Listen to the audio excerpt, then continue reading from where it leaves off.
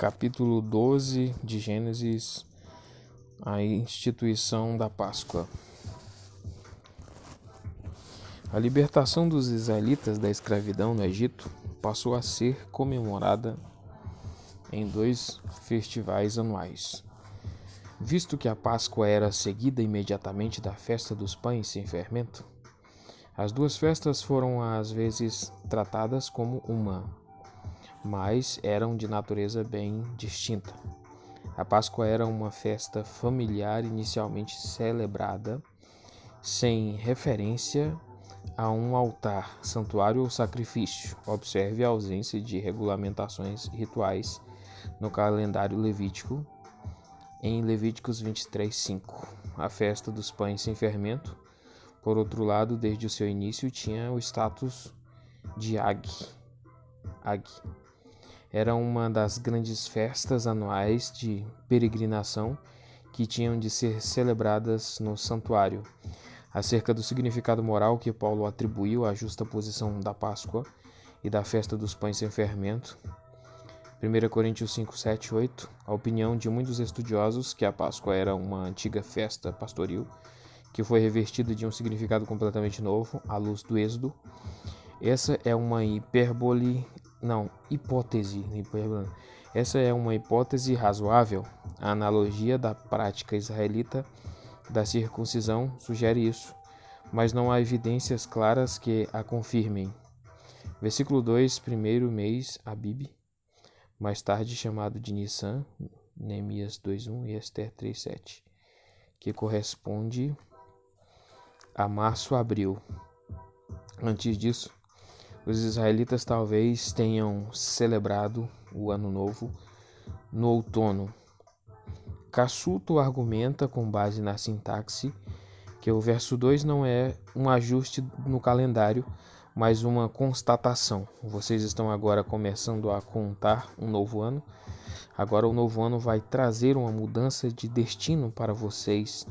É a paráfrase que ele faz do versículo. Aspectos a favor deste ponto de vista. O uso que a Neb faz de ambos os tempos, presente e futuro. Versículo 3, cordeiro. A palavra é menos específica. O versículo 5 pode ser cordeiro ou cabrito. O versículo 4, em épocas posteriores, foi estabelecido um mínimo de 10 pessoas por família. O versículo 5, sem defeito. 1 Pedro 1,19. Versículo 6, não é apresentada nenhuma razão para o intervalo entre a escolha. Versículo 3, e o sacrifício no 14º dia do mês, talvez fosse para confirmar que o animal era saudável. Ao pôr do sol, o comentário de Levíticos 23:5, versículo 7, com frequência se tem pressuposto uma origem apotropaica desse ritual. É que certamente ele tinha a intenção de ser apotropaico, no sentido de que o juízo de Deus devia ser evitado. Versículo 8, assada. Deuteronômio 16:7 permite o cozimento da carne do sacrifício pascal, em concordância com o costume posterior para os sacrifícios em geral. Pão sem fermento constava do ritual da Páscoa, como também da festa que vinha logo em seguida. As ervas amargas mais tarde foram interpretadas como símbolos da experiência amarga que os israelitas tiveram na escravidão. Versículo 10. A carne não poderia ser disponibilizada para o uso profano. Versículo 11, apressadamente, também sugere uma medida de agitação. Isaías 52:12, ao falar do segundo êxodo, faz um contraste propositado com essa situação. Páscoa, cordeiro pascal, como em 1 Coríntios 5:7, a raiz também ocorre em Isaías 31:5. E essa é provavelmente a melhor chave para o seu significado em Êxodos 12. Observe especialmente, passarei adiante, há pouca base para apoiarmos a sugestão de que a raiz da qual derivamos Páscoa esteja associada ao verbo homônimo coxear, mancar, e menos ainda para apoiar a ideia de que a Páscoa, a princípio, incluía algum tipo de dança do cocheio. Versículo 12. passarei traduz um verbo bem diferente de passarei adiante. No verso 13, os deuses do Egito também seriam julgados. A sua ineficácia havia sido provada nas pragas anteriores. Quando ficou provado que as forças da natureza, que supostamente estavam sob sua jurisdição, na verdade estavam sob o controle de um poder maior. Versículo 14. Este dia não há um antecedente óbvio, mas com base nos versículos 17 e 18, podemos relacionar com segurança esse versículo a observância da festa dos pães sem fermento.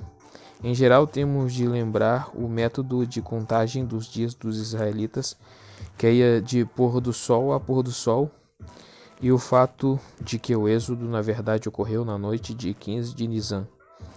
Pensa-se que a festa dos pães sem fermento teve o seu início numa celebração agrícola. Também é sugerido que os israelitas encamparam, eu acho que é acamparam, né? Mas tá, encamparam essa festa quando se estabeleceram em Canaã. Encamparam essa festa quando se estabeleceram em Canaã. Encamparam, tá parecendo que trouxeram ao campo, né? É sugerido que os israelitas encamparam esta festa quando se estabeleceram em Canaã. Em Êxodo, no entanto, a festa dos pães sem fermento tem uma associação puramente histórica. Ao mesmo tempo, devemos observar que as regulamentações dos versículos 14 e 20 são dirigidas a uma comunidade estabelecida na terra. Especialmente o versículo 17, tirei, o versículo 19, seja estrangeiro, seja natural da terra, versículo 15, fermento passou a ser associado à decadência moral, tanto no Novo Testamento quanto nos escritos rabínicos. Versículo 17, os exércitos de vocês, comentário de 3:18, nos 21 e 27, Moisés dá instruções acerca da Páscoa aos líderes do povo. 22, Isopo. É de difícil identificação, a Nebe traz manjerona. A referência a isopo no Evangelho de João não está isenta de dificuldades, mas certamente está em harmonia com a apresentação que o evangelista faz da morte do Senhor no contexto pascal. O isopo também era usado em alguns rituais de purificação. Nenhum de vocês poderá sair claramente se aplica à observância posterior da Páscoa. Versículo 23, destruidor. 2 Salmos 24:16 fala com referência a outra ocasião do anjo destruidor. O destruidor, longe de ser adversário de Deus, é o agente do juízo divino. Os versículos 26 e 27 destacam um elemento didático na celebração que Israel deve fazer destes eventos memoráveis. Confira 10:2. A observância judaica da Páscoa ainda hoje inclui uma série de perguntas e respostas formuladas de acordo com esses versículos. 2. Êxodo, do capítulo 18, do 29 ao 51. 29. Tentativas de encontrar uma causa natural para essa última praga estão fadadas ao fracasso. Se levarmos a sério a afirmação de que os primogênitos foram afetados e que tanto seres humanos quanto animais foram incluídos nisso. Versículo 32. O rei não tem alternativa a não ser concordar com as condições estabelecidas por Moisés e Arão. A sua solicitação anterior a Moisés e Arão de interceder por ele diante de Deus, ele agora acrescenta o pedido da bênção deles. Ramsés é a mesma Ramsés de 1:11. Sucote, provavelmente a mesma que TKW, nome de uma cidade ou região mencionada em textos egípcios. É possível que tenha sido o sítio de Tel El Mascuta, e Naville afirmou que Sucote é Pitom. mas outros têm interpretado as evidências de maneira diferente. O papiro Anastasie V, final do século III a.C., menciona TKW em conjunção com a fuga de um casal de escravos do Egito para a Palestina. Isso não é de surpreender em virtude de sua localização na fronteira nordeste do Egito. 600 mil anos, um número extraordinário que tem perturbado muito vários comentaristas. Vê a introdução ao livro de Gênesis, particularmente, página 205, versículo 38. Grande multidão de estrangeiros, chamado bando de estrangeiros, em Números 11:4. A mulher cuxita etíope com quem Moisés casou, Números 12:1, pode ter estado entre eles. Versículo 40. 430 anos. Veja a introdução ao livro de Êxodo. A contagem tem sido associada à era de Tanis. Números 3:22b. O versículo 42 fala de vigílias recíprocas. Posteriormente, os israelitas fariam vigílias na noite da Páscoa, em gratidão pela proteção cuidadosa de Deus durante o julgamento do Egito. Os versículos 43 e 49 determinam quem pode participar do sacrifício pascal. As orientações dadas aqui são dirigidas, em parte, à situação relatada. O residente temporário e o trabalhador contratado não podem ser considerados membros permanentes da família ou da comunidade. O escravo que foi comprado está numa situação diferente e pode participar desde que tenha sido circuncidado. Versículo 46. Nem quebrem nenhum dos ossos, mas um paralelo entre a morte do Senhor e o sacrifício da Páscoa, que é ressaltado no quarto evangelho, João 19:36, versículo 48. Estrangeiro e residente não é o mesmo que residente temporário, versículo 45, e implica residência permanente. De novo, a circuncisão é colocada como critério para inclusão ou exclusão. 3 intuições comemorativas.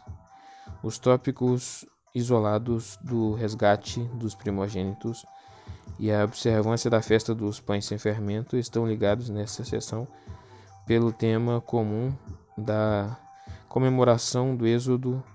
Shields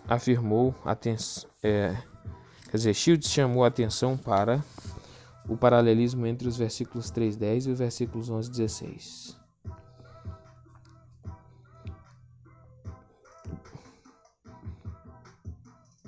Deus reivindica o seu direito sobre os que ele resgatou. 1 Coríntios 6:19 e 20. Os versículos 12 e 13 indicam que a lei do primogênito se aplicava somente aos machos. Versículo 4, Abib, comentário de 12:2, 7 dias. Também menciona uma reunião santa no primeiro dia da festa dos pães sem fermento. Os israelitas não buscavam feitiços ou encantamentos como inspiração, pois tinham conhecido Deus por meio das experiências históricas. Comentário do versículo 16. Versículo 12. Separem para o Senhor, façam passar para o Senhor.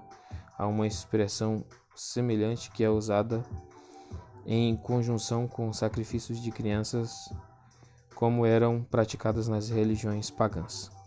Visto que há razões suficientes para se pensar que o ritual pagão é anterior ao Êxodo, é possível que o uso presente da expressão e está revestido de um significado fundamentalmente novo. Os jumentos não estavam incluídos entre os animais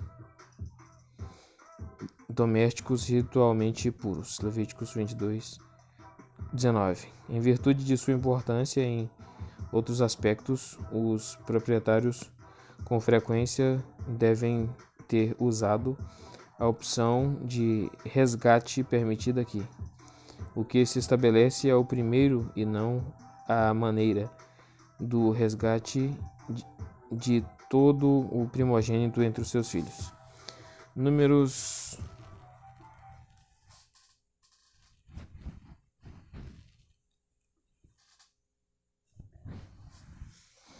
Números 18 e 16. Estabelece o preço de resgate em 5 ciclos de prata.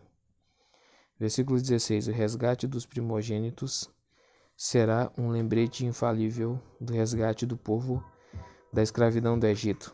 Sinal. Aneb traz filactério. Mateus 23, 5. Visto que Deuteronômio 6:8 e 11:18 prescrevem que se amarrem as palavras de Deus na mão. Mais tarde se tornou costume usar receptáculos de couro, tefilim, no braço esquerdo e na testa. Eles continham pedaços de pergaminho nos quais estavam escritos certas passagens.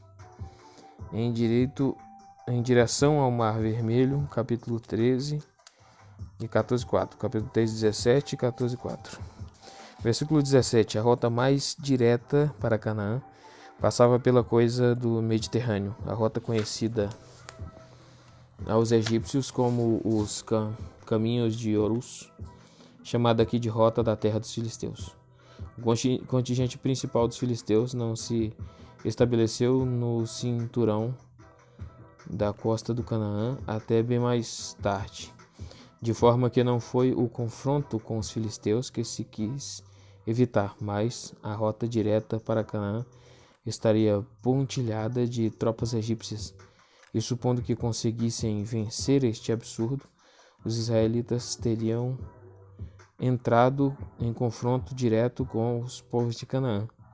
Versículo 18. Mar Vermelho. A preferência moderna por mar de juncos não tem base sólida. Davis Bibliografia. O termo provavelmente descreve uma exceção de água do istmo de Suez. O lago Menzalé ao norte e lago Balá, o lago Tinsá e os lagos amargos têm sido sugeridos em uma época ou outra como local do evento. A identificação era na maioria dos lugares mencionados nessa seção não é possível, de forma que o itinerário não é muito útil na localização do Mar de Juncos. Preparados para lutar, Aneb segue a Septuaginta ao entender que a palavra significa quinta geração, mas não há muito que favoreça essa versão. O quanto de guerreiros, mulheres e crianças saindo em marcha do Egito não é tão importante quanto possa parecer. Num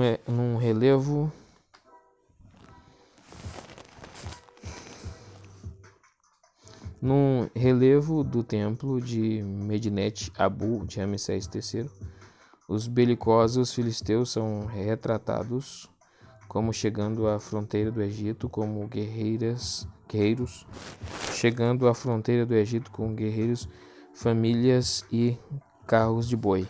Versículo 19, Gênesis 50.25. E para pensar, Gênesis 24:28, Hebreus 11:13. Etam tem sido associado a uma antiga palavra egípcia que significa forte fortaleza. Embora nem todos os estudiosos concordem se havia uma guarnição egípcia no lugar, então a mudança de direção ordenada em 14:2 e 3 teria uma explicação adicional. Capítulo 21, versículo 22. Manifestações da presença divina, como as que marcaram a cerimônia de estabelecimento da aliança no Sinai. Capítulo 19, versículo 16. Dariam a segurança ao povo de que ele estava indo na direção correta. A observação é apropriada, pois as circunstâncias imediatas podem sugerir outra coisa. 14.2. Nenhum dos lugares mencionados no versículo pode ser identificado com segurança. O primeiro nome é evidentemente gentios e os outros dois são semíticos. Todos devem ter se situado próximo da fronteira nordeste, em Êxodo, versículo 6. Comentário de 13:20. O faraó receberia informações para que o levariam a supor que os israelitas estavam num impasse e, portanto, seriam presa fácil. Número 5. Cruzando o mar, capítulo 14, 5 e 31. O dilema dos israelitas foi planejado para mostrar mais uma vez o poder e a glória de Deus. As forças da natureza recebem ordem para dar passagem, segundo os israelitas,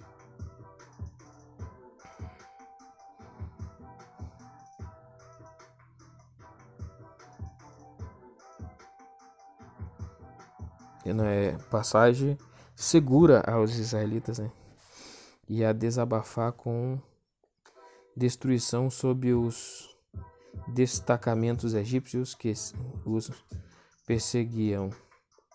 Versículo 77, capítulo 70, Salmo 77, 16 ao 20.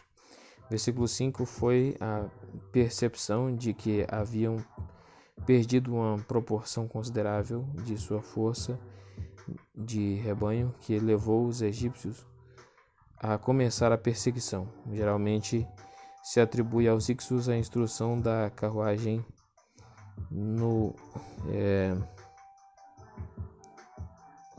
Egito. Em comparação, as armas dos israelitas devem ter sido grosseiras, inadequadas. Israel não possui carros de guerra em quantidade razoável antes do reino de Salomão. Versículos 11. Essa é somente a primeira queixa e a soar nos ouvidos de Moisés durante a perseguição no deserto. Versículos 12. Algo acerca disso deve ter sido dito na ocasião descrita em 6:9. Versículo 20. Josué 24:7 lembra que nessa ocasião Deus colocou trevas entre vocês e os egípcios. A última parte do versículo é de difícil tradução e geralmente é emendada para possibilitar um sentido razoável. Versículo 22. Uma parede. Esta metáfora não deve ser compreendida de forma literal, assim como em Esdras 9:9 também não deve ter compreendido. Não deve ser compreendido de forma literal quando diz que Deus lhes deu um muro. Mesma palavra em Israel. É uma metáfora poética para explicar porque os carros egípcios não podiam avançar pela direita ou pela esquerda para cortar a frente de Israel. Eles tinham de atravessar pelo menos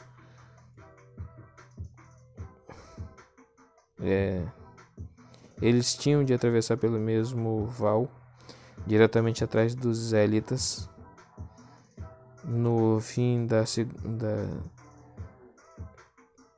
da madrugada, algumas versões trazem na vigília da manhã. A noite era dividida em 3 partes, de forma que a vigília da manhã durava de 2 horas até as 6 horas da manhã. O pôs em confusão traduz uma palavra usada especificamente para situações em que Deus desbarata os inimigos de Israel. Nada no relato exige que pensemos que o rei encontrou o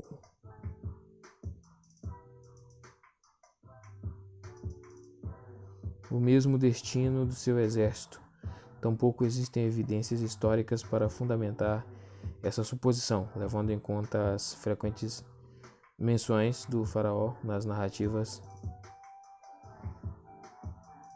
das pragas, a ausência de referências específicas a ele nos capítulos 14 e 15 necessariamente aponta na mesma direção.